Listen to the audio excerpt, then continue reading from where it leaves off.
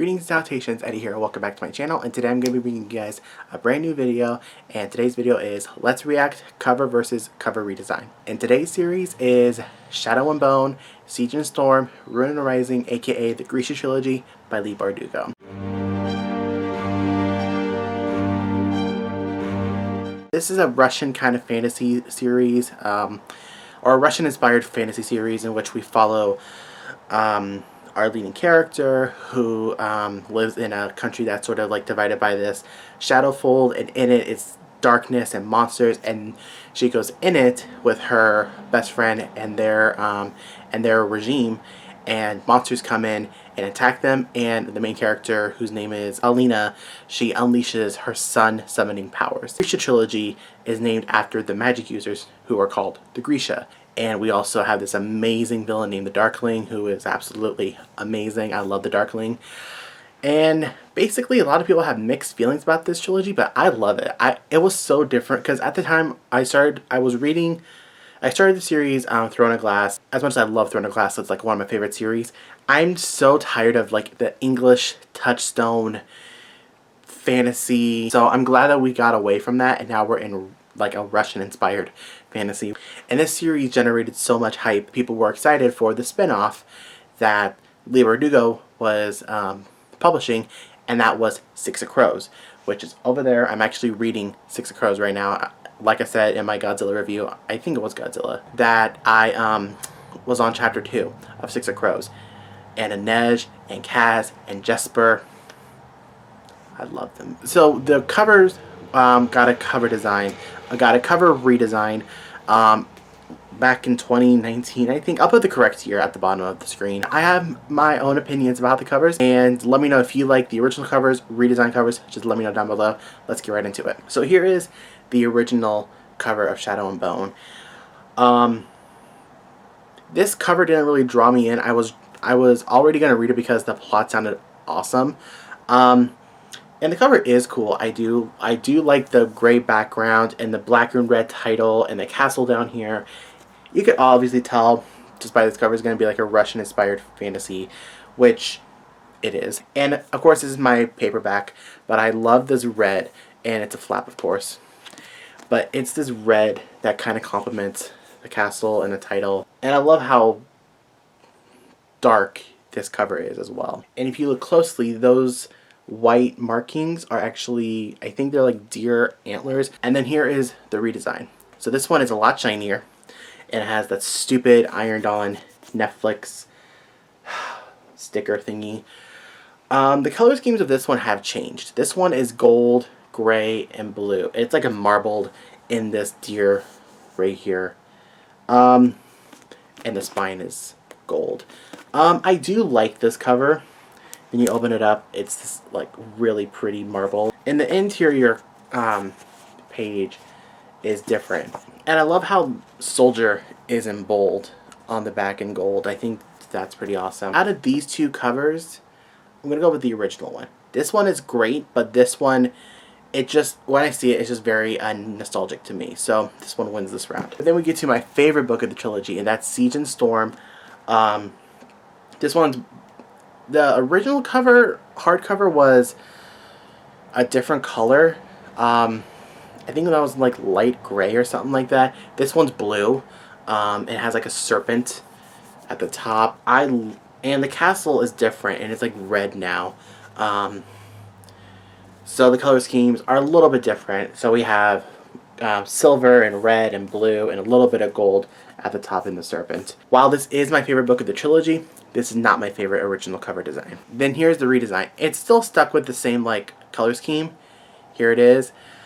I actually really love it. I think it's awesome. I love the black background and the serpent up against it, and like the gold splattering. And then again, there's the stupid sticker. There's the spine, and now Summoner is in bold, but it's like blue, or like a turquoise kind of color. Then you open it up. Here it is. It's really pretty. I want this marbling on my kitchen counters. So out of these two, this one wins this round. I love this redesign cover. This one, I don't like it at all. And then we get to my second favorite book of the trilogy, And my favorite cover original design, Ruin and Rising, is just so amazing. And I love it just because it's red. And red's like my favorite color. I love the phoenix at the top. I love the fire down here. It's just so amazing. I love this book so much, and this cover helps my opinion of it because this is an amazing cover. I love that we have like a brighter red, but then as it goes out, it's like this darker red, like a burgundy color, and then the castle's like gray and black. It's just so amazing. And then we got the cover redesign, and it's stunning. Here it is. It's like a simple, sorry, you can see my ring lights. I'm sorry, you're just gonna have to deal with it. It's a little bit darker. You can't really see the splattering. You can kind of see it if you're up close. There it is. But the marbling inside the phoenix, I think it's a phoenix. I haven't read this trilogy in a while, so I apologize. It's like this really pretty marbling. The spine is awesome again. And now on the back, Saint is in bold. Yeah, but the marbling on the inside, I'm not really impressed with that much. So out of these two, I think it's a tie. Just because they both have my favorite color on it. They both have the same kind of bird on it.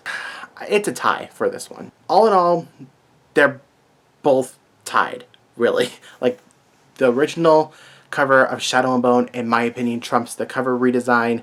The redesign cover of Siege and Storm trumps the original cover design, and Ruin and Rising, both the redesign and the original, are tied. But if you have not read this trilogy, please pick it up.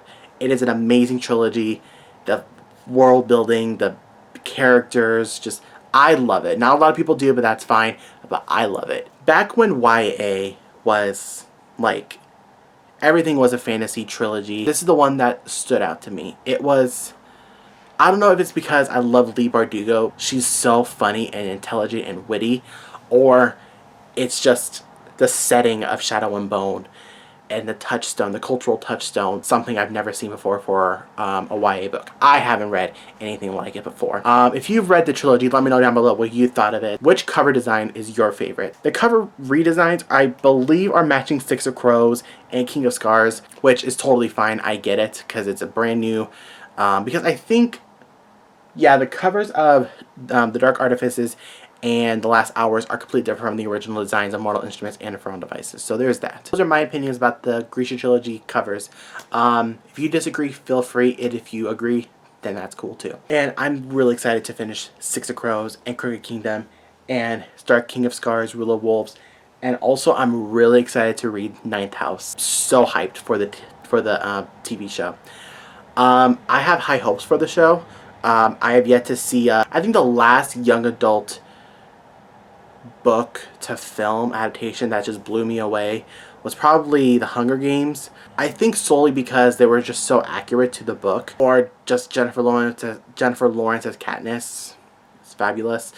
You guys know how much I love Divergent and Insurgent, but I could pick out the flaws from those films, but I still enjoyed them. And you guys know how much I love the City of Bones film. Yes, it's not perfect, but the cast and the fight choreography and the fact that it was like one of my favorite worlds being brought to life, I can look past those flaws and enjoy the film. But I'm also nervous for Shadow and Bone, because if it fails, which I don't think it will, when a fantasy show or film fails, it fails hardcore. I mean, for example, nothing against the fans who love this film, Warcraft. That film, while I did enjoy some of it, I didn't like it overall. Man, that film crashed and burned with critics. A little disappointing. At least for me. For me, it was a little disappointing. I hope they don't dumb down the show for the viewers, because Six of Crows already feels like a more of a adult-ish, I don't want to say adult, like new adult book, and they're having both Six of Crows and the Grisha Trilogy in the show. And there's going to be a lot going on. Someone has already been calling it the next Game of Thrones, which I don't really like that, because Shadow and Bone and Game of Thrones are completely different. Yes, they're both fantasy, but they're different. Like, Game of Thrones is a lot of political intrigue and whatever. Shadow and Bone is not.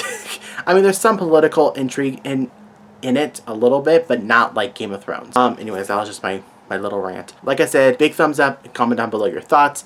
For more content, subscribe button is right over there, and I'll see everyone soon in my next video. Deuces. Also, make me your villain.